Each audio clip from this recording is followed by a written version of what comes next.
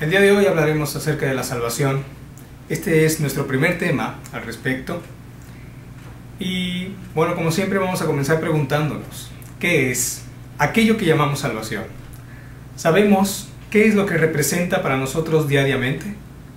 ¿O pensamos que es un momento específico en el comienzo de la fe en Yeshua como una primera etapa en la vida espiritual? ¿Es la salvación algo que se lleva constantemente a lo largo de la vida o es algo que se vive tan solo una vez cuando alguien abre su corazón al Dios eterno a través de Yeshua? Estas preguntas son esenciales, tanto que deben de ser para nosotros motivo de reflexión cuando nos hallamos en desconcierto, cuando estamos abrumados, hartos de la vida o simplemente cuando creemos que todo va bien. En la carta a los Filipenses, capítulo 2, versículo 12, Rav Shaul recomienda: ocupaos de vuestra salvación con temor y temblor. El temor y el temblor lo vemos también en el Salmo 2. Ahí vemos un salmo mesiánico que dice: servid a Adonai con temor y alegraos con temblor. Por lo que intertextualmente, es decir, entre textos, ¿no?, entre el Salmo 2 y entre la carta a los Filipenses, podemos ver que en las palabras de Rav Shaul se llevan en sí los significados paralelos de servir y de alegrarse, como el Salmo 2 nos lo dice. Este servir y este alegrarse son dos aspectos similares, pues el temor y el temblor son ambas formas del miedo. De acuerdo a esto, el temor es algo interior, como lo es el servicio a Dios, y el temblor es un síntoma, digamos, como la alegría lo es del servicio. Así que el servicio de una vida, la nuestra, a Dios habrá de ser equivalente a lo que provoca el temblor, el temor mismo. En este sentido, el gozo de una vida al servicio de Dios está nutrido por el temor. ¿Esto es una paradoja? Por supuesto que no. El temor es el límite de nuestras acciones y anhelos delante de Dios. Esta es la relación en la medida de la vara del Señor. Esto está en relación con la vara del pastor y es la frontera entre las cosas de Dios y el pecado, entre la voluntad de Dios y la nuestra. El que sirve a Dios con temor, entonces tiembla.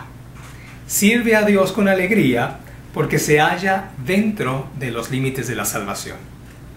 Así, la obra de Dios, que es la salvación en Yeshua, halla su expresión cotidiana en el temor y el temblor.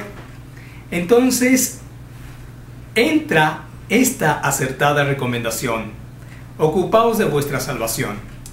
Esta palabra, ocupaos, es en griego katergasomai, que significa llegar al objetivo, cumplir, realizar, y más exactamente significa llevar a cabo aquello por lo cual se obtiene un resultado. En pocas palabras, trabajar. Y trabajar en la salvación es hacer de ella una ocupación diligente, esto es decir, cotidiana. El trabajo, debemos entender, se opone por naturaleza al ocio y a la pereza. La Eshet Hail de Mishle 31, de Proverbios 31, se dice de ella que no come el pan de la pereza, sino que se dedica a trabajar. Aquí vemos la relación entre el servicio a Dios y el temor, como el Salmo 2 lo plantea, con el trabajar en la salvación, como nos recuerda Rav Shaul. El temblor, como la alegría, es una expresión de ese trabajo. Entonces, servir a Dios equivale a ocuparse de la salvación.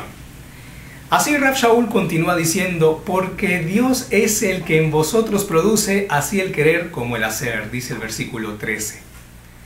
Querer y hacer son dos términos equivalentes asimismo en cuanto a lo interior y lo exterior. El querer es como el temer y se llevan dentro, y el temblar como el hacer son acciones corporales. El servicio a Dios o el ocuparse de la salvación consiste en querer y, por supuesto, hacer el trabajo. Muchos quieren y hacen, pero la nueva criatura no desea ni produce por cuenta propia el trabajo que él quiere. Es Dios quien pone en el siervo el querer servirlo y el servicio mismo. Por eso podemos ver cuando un servicio es para Dios o es para los hombres o lo es para uno mismo.